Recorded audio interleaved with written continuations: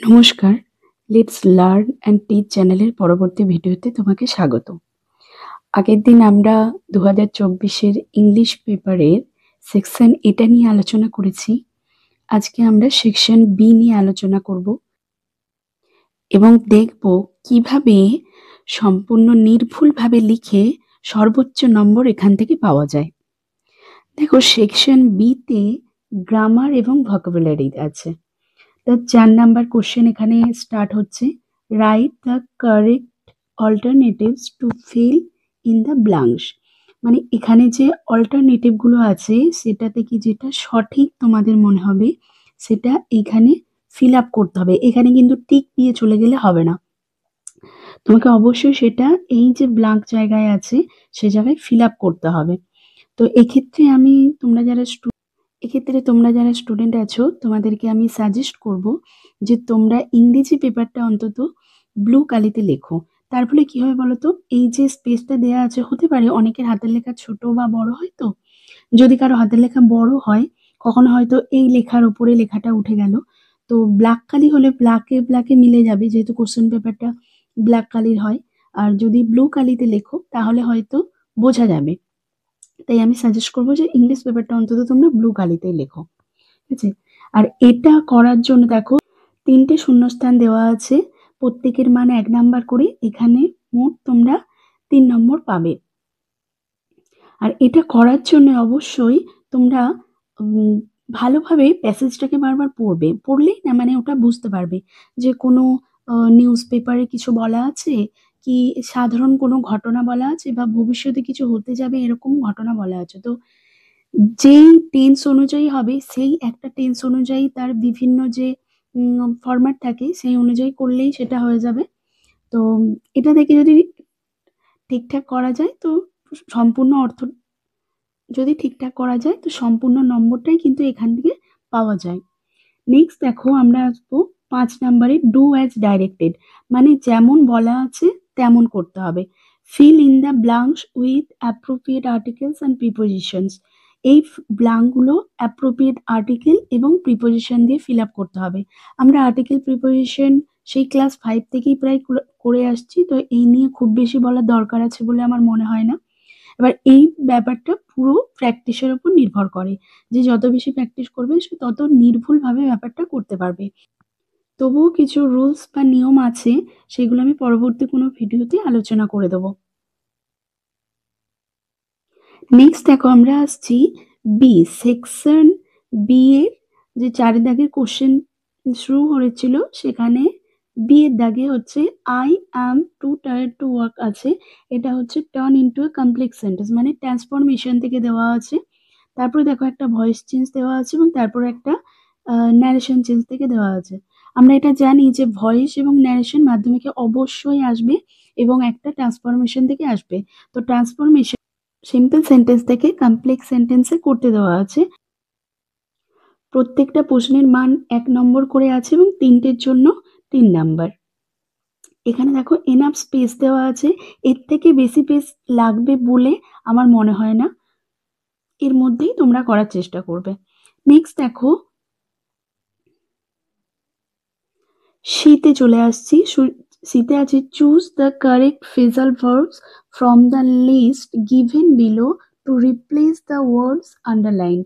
মানে যেই সমস্ত ওয়ার্ডগুলো আন্ডারলাইন করা আছে সেগুলোকে রিপ্লেস করতে, মানে সরিয়ে দিতে, যে লিস্টে ফ্রেজাল ভার্বস আছে সেখান থেকে সঠিকটা চুজ করতে বলেছে। Write the correct phrasal verb in the boxes on the right hand side. Right hand সাইডে ওই বক্সে তোমাদেরকে ফ্রেজাল ভার্বগুলো লিখতে হবে, changing the form where necessary, এবং যেখানে প্রয়োজন সেখানে কিন্তু ভার্বের রূপগুলো পরিবর্তন করতে হবে। এটা কিন্তু ভীষণ ভীষণ ইম্পর্টেন্ট। শুধুমাত্র এখান থেকে ফ্রেজাল ভার্বগুলো তুলে দিলে হবে না, তার যে টেন্সগত পরিবর্তন আছে, ফুল মার্কস পেতে হলে সেই টেন্সগত পরিবর্তনটা তোমাদের অবশ্যই করতে হবে। There is one extra phrasal verbs in the list. এই লিস্টে কিন্তু একটা এক্সট্রা ফ্রেজাল ভার্বসও আছে।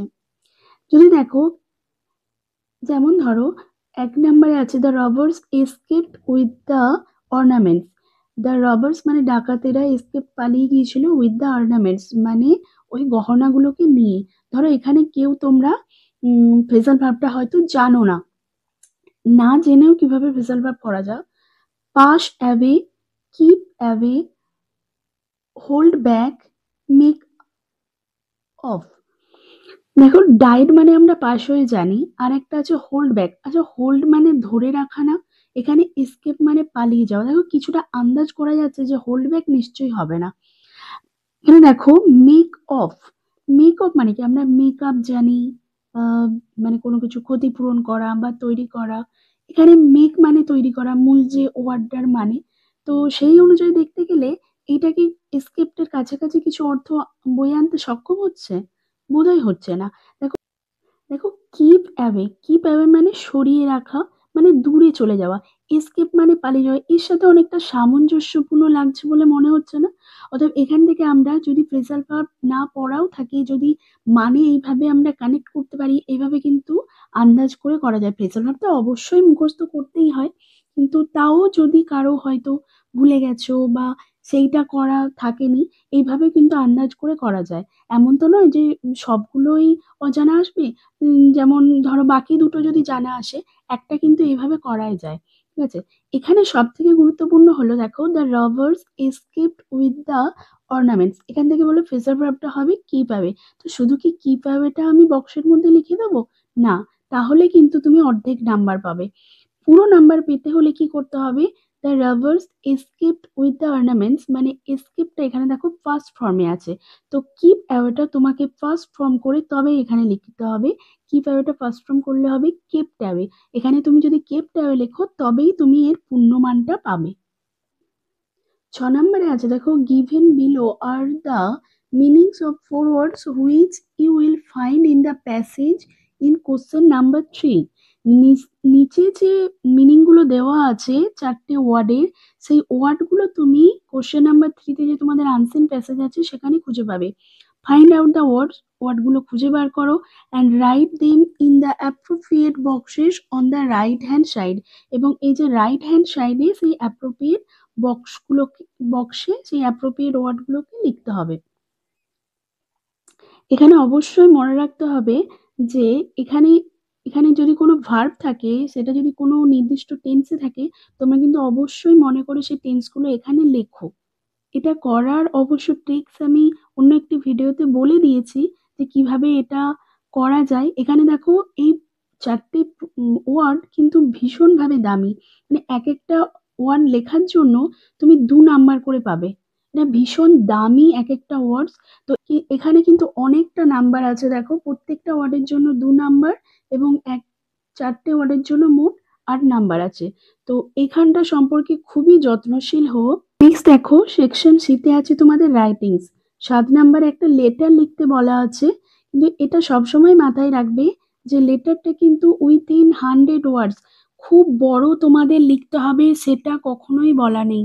দেখো তোমরা ক্লাস 9 থেকে 10-এ উঠেছো, তোমাদের কারো বয়স হয়তো 14 বা 15 বা 16। তো যেনারা খাতা দেখেন তেনারা অবশ্যই এক্সপেক্ট করেন না যে বড় বড় রাইটার্সদের মতো তোমরা ভারী ভারী কোনো শব্দ লেখো।